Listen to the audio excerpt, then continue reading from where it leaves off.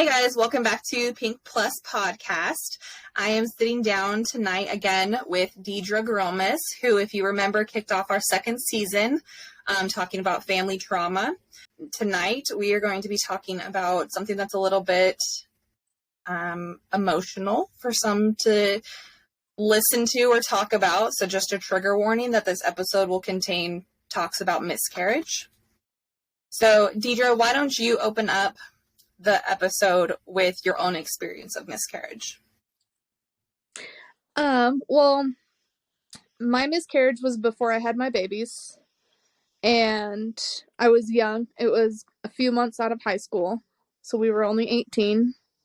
Naturally not married, anything like that. And we found out we were pregnant probably about 8 weeks along, and it was like a week or two later that we ended up miscarrying. We hadn't even made it to a doctor, hadn't even made like a doctor's appointment for it yet. Nothing, and started bleeding and found out that we were losing the baby. So being only a couple months out of high school, how did you feel about finding out you were pregnant to begin with? We were really excited because I always wanted to be a young mom. So I always, we knew we were going to be together. So we weren't like in a rush to get married. It was like when we could afford the big dream wedding, whatever. So that didn't really play a factor. But I always wanted to be a mom young. So we were really excited. Yeah. Did you realize at the time, and I don't think it's maybe been like the last few years that we really talked about like how quote unquote common miscarriages are. So what were your feelings and your thoughts going through this? Just a roller coaster of emotions. At first, when I started spotting, I didn't know that I was losing the baby. I didn't know why I was spotting. I knew it couldn't have been right because I was pregnant. We didn't really have too much of a hospital facility. It was a little bit better at that time, back in 2011. And my husband, AJ, he worked out at the farm in Dyer. So he was out of town and I didn't have a vehicle. Mm-hmm. So I walked over to the clinic and I was like, I need to be seen. I'm pregnant and I'm spotting, like, see what's going on, whatever. Oh my gosh, let me see if I can remember exactly how it went. I think they had sent me in for blood work to determine that I was pregnant, to kind of prove that I was pregnant. And sure enough, it came back saying pregnant. So then they scheduled an ultrasound, which at that time they did ultrasounds in Tonopah. And we went in, it was like the following week, we went in for the ultrasound. And the guy was like super nice. I knew him from work. He was a guest that stayed at the hotel. So we kind of talked more than you normally would to an ultrasound tech. And he was like, yeah, that's your baby. And he's like, do you want to hear the heartbeat? And I was like, yeah, definitely. Everybody's first pregnancy moments that they want to hear. And he was like, yeah, here's the heartbeat. And there's your baby. And it's your little jelly bean. And, all the exciting things that everybody wants to hear. And he's like, I was like, does everything look fine? He's like, as far as I can see, it looks fine. He's like, but your doctor will tell you more when you go over to see him. And I had an appointment at the clinic immediately after that. And we ended up sitting there waiting for like an hour.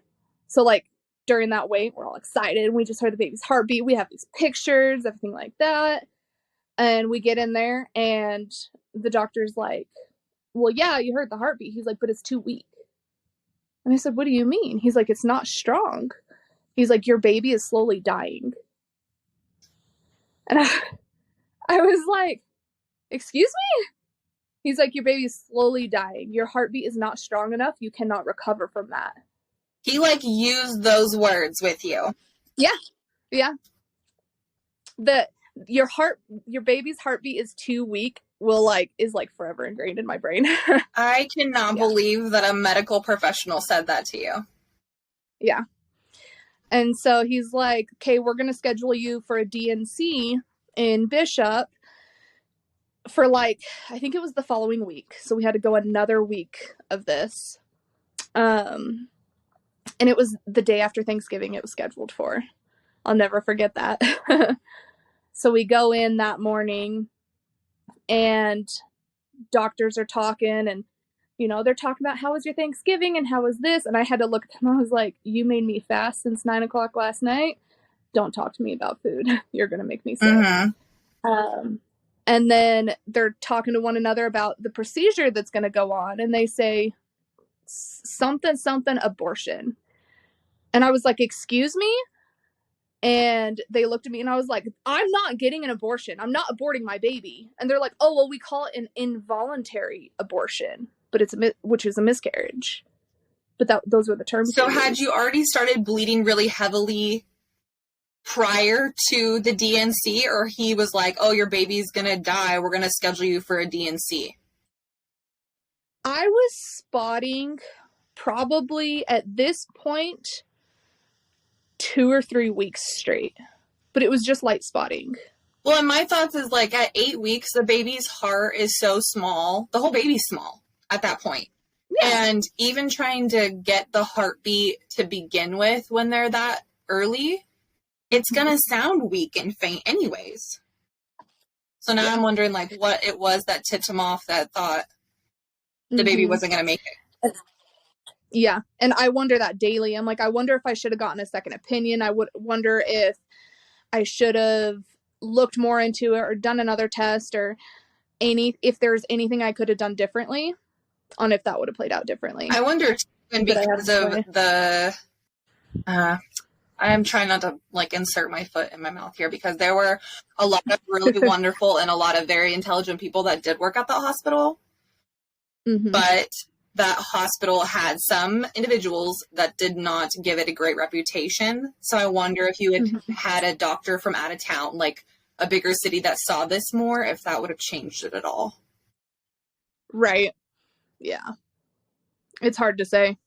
But I don't know. So what were your thoughts going into the DNC? How are you feeling? I was terrified. But it's like, I wasn't afraid of like a surgery or being put under anything like that. But it was just, like, what is this? I don't know. They were saying abortion. It's like, well, did the baby die by then? Or was it more like an abortion? What did they do to confirm that the baby was actually miscarried by that point? Any blood work, confirmation ultrasound, anything like that? I don't think that they did until after. So after the DNC, I had to go in for like weekly blood work to make sure everything was like regulating normal because I was still spotting for a couple weeks after. And I was going in for blood work so much that it literally looked like I was on drugs. My forearms were covered in bruises because they were pulling blood from every possible spot they could. And I was just super sensitive. And gosh, okay, so that was right after Thanksgiving. So probably about midway through December, they had done the blood work and they're like, your HCG levels aren't dropping. They're supposed to be lowering by now and they're not. So they're like, we're going to send you in for another ultrasound because at that point they started to wonder if I was pregnant with twins and one of them was in the fallopian tubes. Oh. And so they sent me in for another ultrasound and no baby, no extra baby, nothing like that. So they're like, I'm not sure why your HCG levels aren't dropping, but we're going to continue doing blood work just to see if maybe it's just taking a little bit longer or whatever. So, more blood work kept going on. And by like the end of December, beginning of January, I'm still spotting and I have like horrible ovarian pain. It's like I had my appendix taken out back in 2010. So this was like a year and a half prior, and it felt like that all over again. And so I went back to Bishop, and I went into the hospital again, and they ran tests, and they did ultrasounds, and they did whatever, and they're like, oh, well, we don't know what's wrong with you, so we're going to hold you overnight to see if we can figure it out. That's comforting. Yeah. So we stayed the night, and the next morning, it was still, oh, we don't know what's wrong with you, so we're just going to send you home. And didn't give me anything like to get rid of anything. I was still spotting at this point. It was like 2 months of spotting. I was just annoyed and in horrible pain. And so I had called my doctor, my OBGYN, the one I was going to use, I had carried the baby longer. And she's like, oh, well, it's probably just the cysts leaking. And I was like, the what now? She's like, ovarian cysts. And I said, what the fuck is that? She's like, you have cysts on your ovaries. They're like little blisters, and they're probably just leaking. That's why you're spotting. So I've been spotting for 2 months because of cysts on my ovaries, and you failed to tell me this. And oh, nobody told you? My head is spinning right now. Yeah. So the fact that nobody explained to you that you had ovarian cysts this whole time. Yeah. And then also the spotting is what made you go get checked out in the first place, thinking that you were miscarrying or something was going on. Mm-hmm. Yeah. Right. So what is happening? And then for them to be like, oh, we don't know what's wrong with you after this long of spotting. And then to not send in like a referral or be like, we're going to send you to a specialist. Mm-hmm. Nothing. I will forever tell everybody that unless you are actually with child and you're going there for pregnancy related things, don't go to Bishop for anything. And definitely, no matter what, do not go to the Bishop emergency room because they're horrible. Mm-hmm. They've been horrible for me. They were horrible for my kids. I will forever tell everybody that. Don't go. Oh my gosh. So many people failed you. Yeah. But I had no, like, access to vehicles to go to bigger cities. Right. And we were young. So it's like, you know, AJ's dad didn't even know that we were pregnant. Yeah, so you didn't really have, like, any, like, I don't know, any, like, mom support to tell you, like, hey, this could be normal. Here's what you want to do. Here's what you want to look out for. Like, stuff that we know post having kids. Yes. That sucks. Yeah. Can you explain a little bbit about what a D&C is for anybody who doesn't know? You don't have to go into graphic detail, but from your experience, what were the steps? What was the process?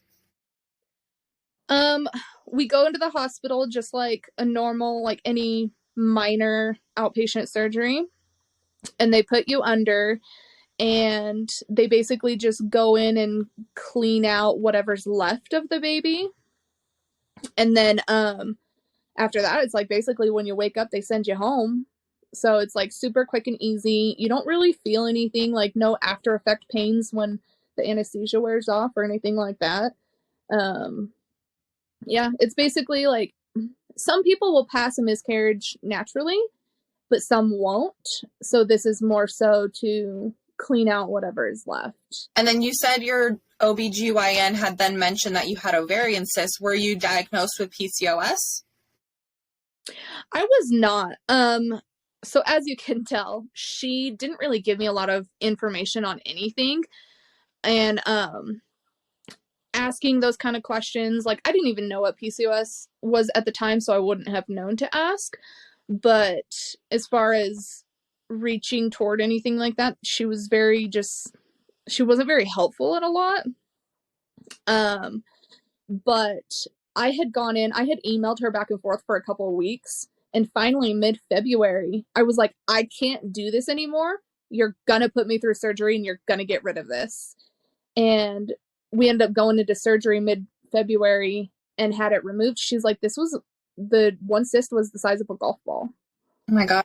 And they were able to just scrape it off and keep my ovaries. But I still get cysts on my ovaries, just nothing major. So when I have that pain, oh my gosh, a couple of years ago, I had gone in for it.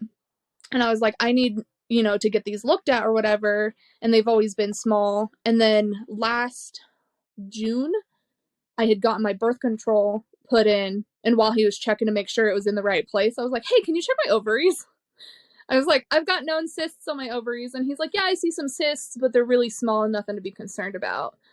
So but nobody's ever mentioned PCOS. Has the cyst issue been an issue again since having kids or with any of your boys?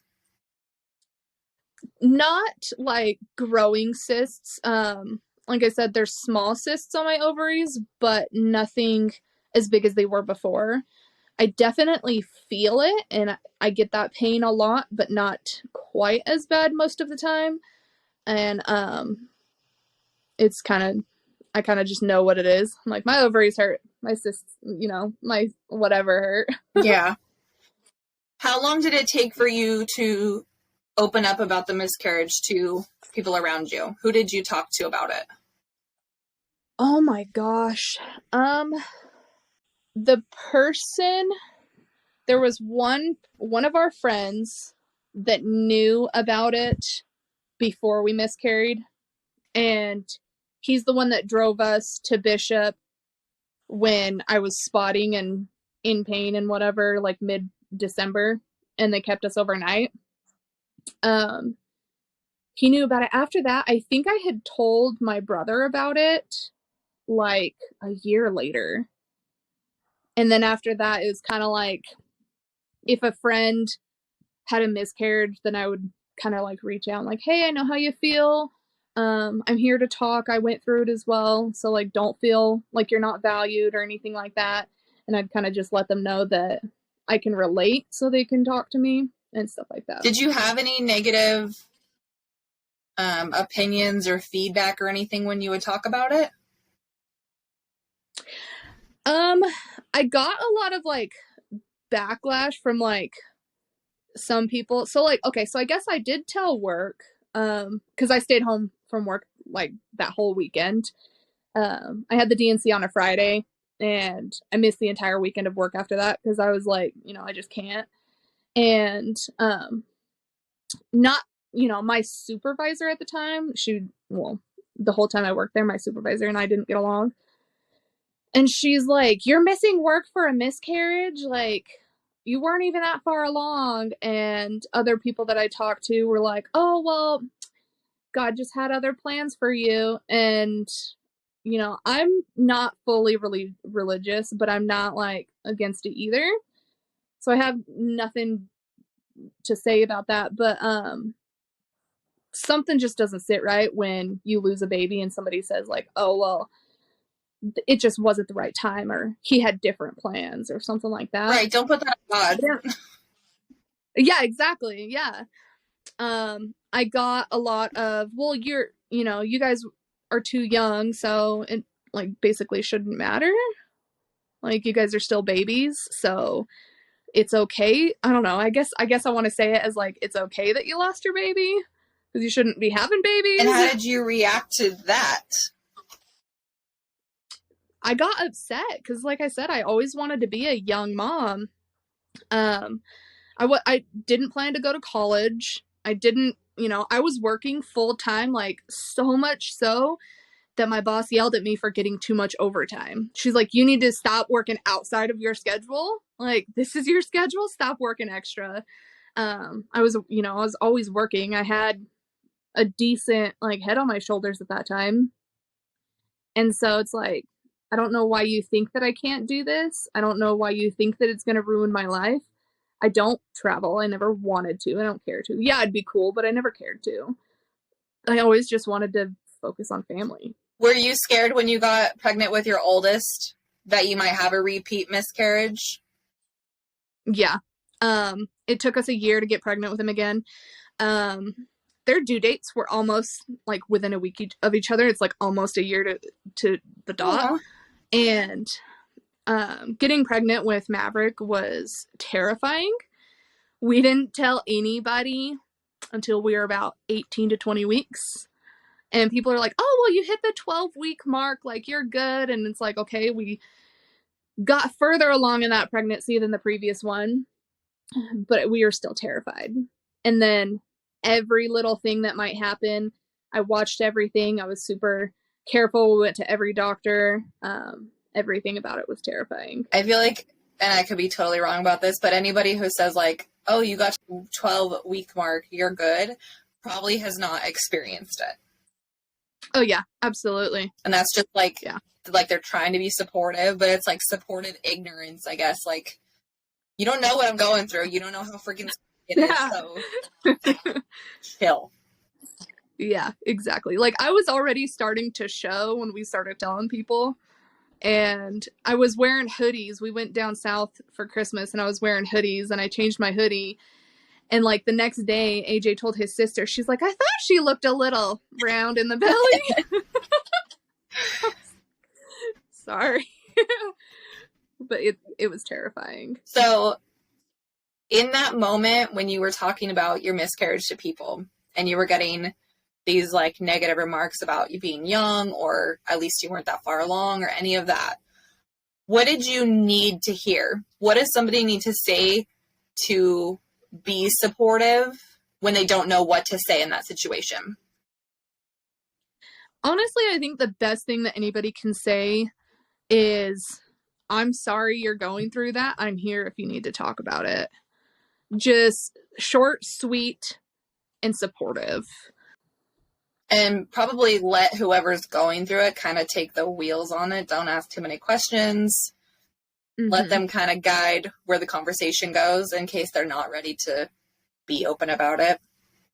Yeah, definitely. It's hard to talk about at first. It definitely takes some time. It took me years to actually fully talk about it. As far as talking about it out loud like this, maybe a small handful of times. Usually it's like over text message where I can take my time to answer, or, you know, hold in those emotions or whatever. Pregnancy is just scary in general as far as anxiety goes, but were you any less scared by the time you had Branch, or were you just as scared for your second pregnancy, or your third, sorry? I was pretty well just as scared. I was a little bit better because my pregnancy with Maverick was so easy. And, like, that is the type of pregnancy that makes you want all the babies. So I was a little bit better, but I was still, I was still careful, watching what I was doing and eating and this, that, and the other. But when we were 15, oh my gosh, 12 to 15 weeks pregnant with him, we almost lost him. Do you want to talk about that? So now that I know more about it, I kind of understand how and why it might have happened. We had gone to a concert in Vegas, and Vegas, you have to park one way and walk 5 blocks down just to figure out, because you can't park next to where you're going. And it was outside and it was hot. And I guess I just strained my body too much. So the next morning, I had gone to work like normal, and I was like, I'm not feeling very good. I didn't know what was wrong. I didn't know why. I was just like, I don't feel good. So I went home early, and I went and I took a nap. I was like, babe, I gotta sleep. And any female knows that when you start bleeding, that feeling no matter what. So I like rolled over just to switch sides, and I was like, I'm bleeding. And I go to the bathroom, and this is going to be graphic, and I'm sorry. I pull down my pants, and literally a pool of blood just gushes out and covers the entire floor. And I screamed for AJ, and he's like, get in the shower and get cleaned off. I'll take care of this. And he kind of like cleaned it up enough to where nobody's going to have a heart attack if they walk in and see it. And I sat in the shower and I hysterically cried. And he's like, don't be like this. Maverick's only 2 years old. If he sees mom like this, he's going to wonder what's wrong. So I kind of like got my shit together a little bit, and I got out of the shower, and, I put pads on, and, I'm bleeding. I've got some issues. Do my female business. And we go and we get gas and we haul ass to Bishop. And I shit you not, AJ drove over 100 the entire fucking way. And surprisingly, didn't see any cops. I will say that. We kind of talked a little bit here and there, but most of the drive was pretty quiet. Me crying off and on the whole fucking way. And I think one of the very few sentences AJ said that whole drive, he said, why is this happening again? He's like, we lost one baby. Don't make me lose another one. Why is this happening again? And I don't see that man get emotional like that very often. And I just started like hysterically crying again. We got to Bishop, got to the emergency room. She did an ultrasound. We found out he was a boy right then. And I asked her, and I was like, I know you guys aren't supposed to tell me nothing, but is my baby okay? And, that tech was a little bit smarter. They're like, oh, well, your doctor will come in and talk to you about it. So, another hour or two of anxiety and freaking out. And by that point, the bleeding had kind of stopped. It was almost like one big gush and then not too much after that. The doctor had come in and she's like, your baby's fine. You pulled, oh God, how did she explain it? You like strained your uterus or some shit like that. I don't remember how she said it, but it was really weird. And she's like, basically you pulled your uterus, you ripped it a little bit, and it was a little traumatic for it. She's like, but the baby is fine, but I was put on bed rest for like a week. It's making me emotional when you talk about AJ, because anytime I love the way you describe him, like his character, because even in the last episode that we did, he's very tough love. Mm-hmm. And he loves the shit out of you. You're his whole world. But he's very like, let's focus. We need to stay on task. Like, even with your depression, like, you've got to get out of bed. You've got to take a shower. And then just like you said, where he's like, you've got to pull it together, because if Maverick sees this, he's, So I love the way that you describe him. Like, he's your rock and everything. But anybody who knows AJ knows that he's not an emotional person. He's got like, I don't know, he's got stone face. He's a man of very few words. And so the fact that he was emotional on the drive over there is heartbreaking. Then nobody sees that side of AJ. Yeah. It's, when it comes to me and the kids, he is, it hits him in his feels. We always call Branch our problem child. And this is a little off topic, but just to touch on the AJ side of it. We always call him Branch our problem child. If something's wrong with a kid, it's going to be Branch. He's seen every specialist. He's had every problem. When he was, this was very beginning of 2018. So Branch was about to turn 2. He was really sick and he kept breaking out on his skin. And the doctor's like, it's an allergy. It's an allergic reaction. And I was like, nothing has changed in his diet, in his routine, in nothing. I know he has eczema, but nothing has changed. So she's like, well, we're going to do blood work. You were there. I think you helped me hold him down. Yeah. We're going to do blood work and see what's going on. Well, his white blood cell counts were a little bit high. And she's like, this can mean one of two things. And I was like, okay, what are our options? What's it mean? Either he's got a viral infection or he has cancer. And I was like, what? Excuse me? And AJ had just gotten his job out at the test site. So this was beginning of 2019. My apologies. So he was almost 3. He had just gotten his job out at the test site. So he was actually in Vegas for a week training. And this was on like Monday or Tuesday. And so I was like, I'm not going to call him when he's already missing home, already struggling with being away for a week. So I'm going to wait till he gets home. So I called his mom and I hysterically cried to her. And I was like, they said the C word. So by the time he had gotten home that Friday, we had already gotten his second thing of blood work done. And I was waiting for the results. And he's like, it's just blood work. It's just for allergies. Like, what's your problem? Why are you checking to see if results are in every 10 minutes? I was like, okay, we got to talk. And the second I said that word, he picked up Branch, he held him tight, and he cried. Aww. And he was like, I cannot lose my baby. Like, this cannot be happening right now. Luckily, we got the blood work back. It was normal. So it was just a viral infection. But, doctors shouldn't be shouting that word as like a possibility. No, especially when you have not exhausted every avenue to get even close to that diagnosis. Yeah. That's like mother's worst nightmare. Yeah. So, off topic, sorry. But yeah, when it comes to me and the kids, he's a big baby. That's what it's supposed to be. He is the biggest teddy bear, but I mean, it shows that he cares. And hopefully he doesn't mind us even like talking about him like this. If he does, just let me know. I'll edit this all out. How was he during your first miscarriage? Or sorry, how was he just during your miscarriage, not your first one, your only one? He definitely, like, you could tell that he was bummed about it. He didn't get, like, super emotional. I kind of worried for a little bit and, like, asked him, like, are you sad? Like, did this not affect you? Am I just being, like, overly emotional? And he's like, no, like, this is horrible. And like I said, he worked out in Dyer on the farms. And so he would work there on the weekends. And he also missed work that week. And he's like, that's it. It hit him, just not as, he didn't show it as much as I did.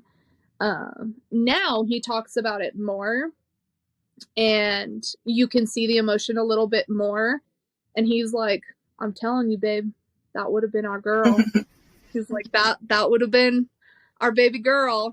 I know it. I can feel it in my heart, and he talks about it, and we talk about, like, how old she would have been and stuff like that, because she would have been turning 9 in June. Or no, 10 in June, because Maverick's turning 9. Holy moly. Yeah, I know. That just made me feel old. I know.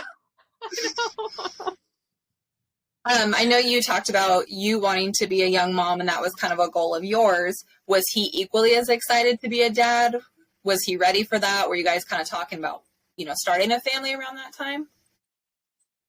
So this is something I don't think I've ever talked about to anybody. So if one of our parents listens to this, it's going to be a shock.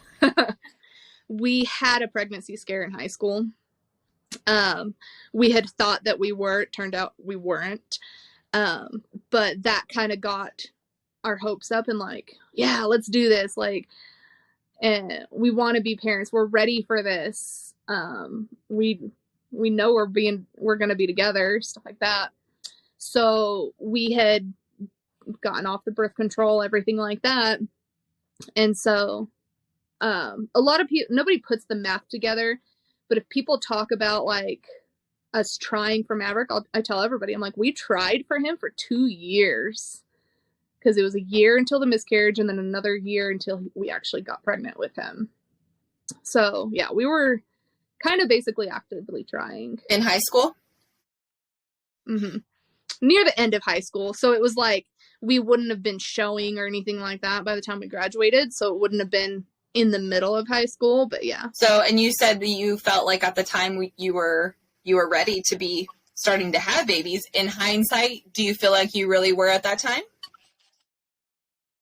Yeah, because I knew it wasn't going to happen during high school. I mean, we weren't crazy careful or anything like that, but we were. But right after, shortly after high school, I definitely was. So when you had the pregnancy scare, what was his reaction?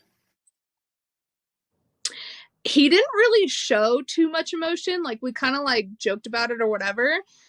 But when we were going to the health nurse to take the pregnancy test, we had gotten in an accident. We were on his dad's four-wheeler and we hit a car. And the first thing he did was reach down for my belly. Aww. Like, he's like, I see you're fine. Let's see if this baby's fine. And so when we joke about that accident, he's like, well, little did our dads know we were on our way to see if we were pregnant, How do you think your parents would have reacted? Oh, my dad would have killed me. And his dad would have too, because his dad didn't even know about the miscarriage because we weren't married. And AJ was already terrified to tell him when we were pregnant with Maverick. And when we did finally tell him, he was very disappointed because we weren't married. And I tried to, like, lighten the mood, and I was like, at least we're not in high school. And AJ was like, don't joke right now. He's the wrong person. So, yeah, I think we would probably been dead. Why was he disappointed? Because you weren't married? Is he religious?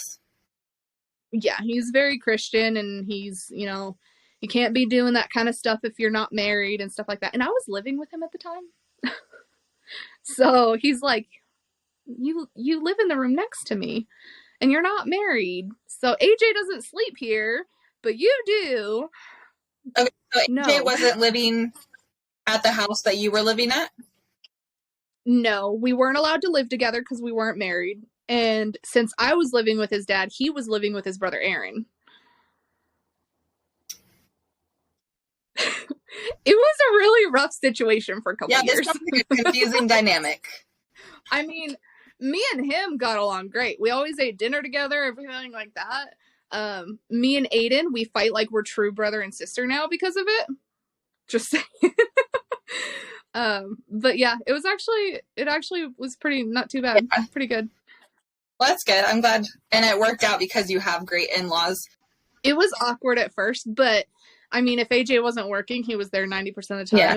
And like I said, I was a workaholic, so I was working all the freaking time. So it kind of played out decently. So then did he have to wonder how you had time to get pregnant since you weren't living together? No, because, you know, he works the test site. So he's got that perfectly set schedule. So he was just like, you know, like, let's not. So like, after we were pregnant, oh my gosh, we were 6 months pregnant when my brother got married. Because my brother and his wife, our babies were due a day apart. So we were pregnant at the same time. And he got married in March. And he had come through Tonopah because he worked in Elko. He had come through Tonopah, picked me and AJ up, and drove us down there for the weekend so that we could be there for the wedding. And Jim's like, don't be staying in the same house. You stay with your mom. You stay with your brother. And I was like, I'm already pregnant. What does it matter? And he's like, you're still not married. No sleeping together. You're like, what's the worst that could happen at this point, honestly?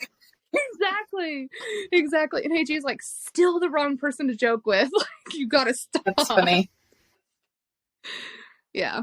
So how long after you had Maverick did you guys get married? He was just over a year old when we got married. Okay. And then we had done the courthouse wedding, went and got married to get the license. And then almost exactly a year later, we had the big ceremony with all the friends and family. And I remember seeing pictures of that, like you posted it on Facebook or something after it happened. And it's crazy that it's been that long. It doesn't feel like it's been that long. I know. That's like, I turned in my wedding rings the other day to get them resized because they don't fit. And I was like, I've been wearing these for like 7 years. Talk about feeling old. So yeah, mine are getting sized down to a 6. And I'm a little nervous because she's like, well, it's cold right now. And, you know, in the summertime, your fingers are typically a little bit bigger. And I'm like, you know what? If I can't get it off, it's not meant to come off anyway. Right. Is there anything else you want to talk about on the subject of miscarriage or anything like that? Honestly, just don't feel guilty about don't feel guilty about being upset and hurt. A baby is still a baby. You lost your baby, whether it's your first, your second, your third, whatever, how many. If you want to mourn that, then mourn it. And who gives a fuck what anybody thinks about that? And if you need somebody to talk to, you've got an army of people to talk to and open up, because talking about it helps. It really does. What's the emotional recovery like? It comes and goes, and I'm sure it's different for everybody. And this one probably is a little bit different for those who carry longer. I could not imagine getting into second, third trimester and losing a baby. So I don't know. I guess it just kind of depends. It's probably harder if you really start trying after that and you can't get pregnant. It's like, you know, with PCOS, every negative pregnancy test is heartbreaking. So I think it's just different for everybody. And then still the emotion comes and goes. I still get moments where I kind of get bummed about it and like, oh, you know, what if was it a girl and what would she be like if it was? And different things like that. And kind of stabs in your heart a little bit. Did you want a girl? I did. I did for a really long time, since high school. You know, I was like, AJ would give me the most beautiful girl. Her name would have been Layla Kay. We've had her name picked out since high school. You know, all the baby girl clothes are so freaking adorable. So yeah, I really wanted a girl. But then within the last like 2 years or so, I realized girls need bras, girls have periods, no thanks. Nope. I want no part of that. So I'm kind of curious. On some of the mom sites that I see, people will talk about having gender disappointment, where they find out that they're having the gender that they weren't really super overly excited for, and they get like this disappointment. How do you feel about that, I guess is what I'm asking. Do you feel like you experienced that at all? Were you cool either way? So I can relate partially, because when we found out Branch was a boy, I was a little sad. Okay, I'm not gonna lie. But as far as like being truly disappointed and let it ruin your entire day deal, I don't really agree with that, because it's like, you're still bringing, that is still your baby, and you better fucking love it no matter what. My 2 pregnancies were polar opposites. My 2 kids are polar opposites. So when I was pregnant with Branch, I swore he was a girl. I knew damn well Maverick was a boy. And so Branch, I swore, because I was like, well, everybody says pregnancies are different by gender. I was like, so this has got to be my girl. And I would always say her and everything like that. And I had arguments with a kid at work, and he's like, it's going to be a boy. I'm like, I'm telling you, this is a girl. So when we ended up in the hospital, when we almost lost him and they said it was a boy, I was like, are you sure? Can you check again? And they're like, trust me, that's a boy. Oh boy. Yeah. And I was just like, damn it. And I guess I was more so bummed because I was calling him a girl for the whole time. And I was more so just like, I was making a bet with this kid and I'm wrong.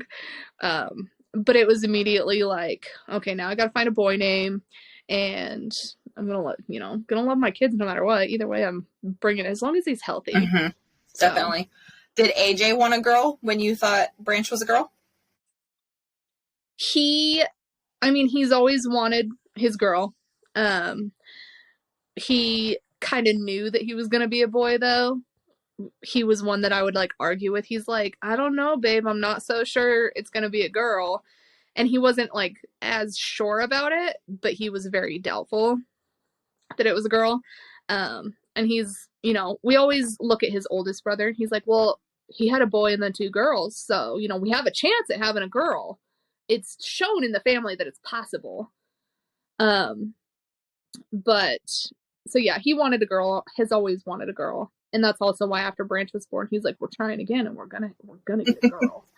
And I'm like, your mom's first girl was her 4th child. My mom's first girl was her 4th child. I'm not having 4 kids. Well, y'all can burn in hell. The only girl in his side of the family is, there's only one girl out of how many brothers? Mm-hmm.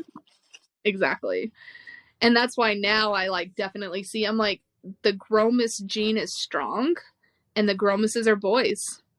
Like, I'm sorry, but it's just not happening. And even Amber's like one of the boys. I'm like, sorry, it's all Gromus. You're not capable of producing a girl. It's nice to think that maybe the first one would have been, though. Yeah. And so I think that's also where we settle on the being okay with not getting that girl, because he's like, I still swear that would have been our girl. Okay. Well, do you have any advice for anybody who might experience a miscarriage? Take your time to mourn. Everybody mourns differently. Keep it in your heart. Just know that you did what you could, and try again when you can, or whatever. Don't feel bad about mourning. You don't owe anybody any explanations, and it'll get better. And I feel like miscarriage, that same advice applies to women who suffer just loss in general, like as far as, chemical pregnancies or things like that mm-hmm. maybe it was early, but it's still worth healing from mm-hmm. and taking your time to mourn it, because it's not just mm-hmm. it's not just a baby that you are losing or a pregnancy that you're losing. It's like a whole vision. So you find out that you're pregnant or you see that positive pregnancy test, us women, we can just not fucking help ourselves. We start daydreaming. We start finding names that we like. So even to just find out that like it's a chemical pregnancy or it's an ectopic or something like that, if you're still mourning a whole life. A whole, yeah, exactly. So, yeah. And everybody deserves to heal. And you're not going to be okay until you actually allow yourself to properly heal from it. And if you need help with it, therapy. Therapy. Or, I mean, we have a community here. That's what the goal is, to build our women army. So you have support. Yes, exactly.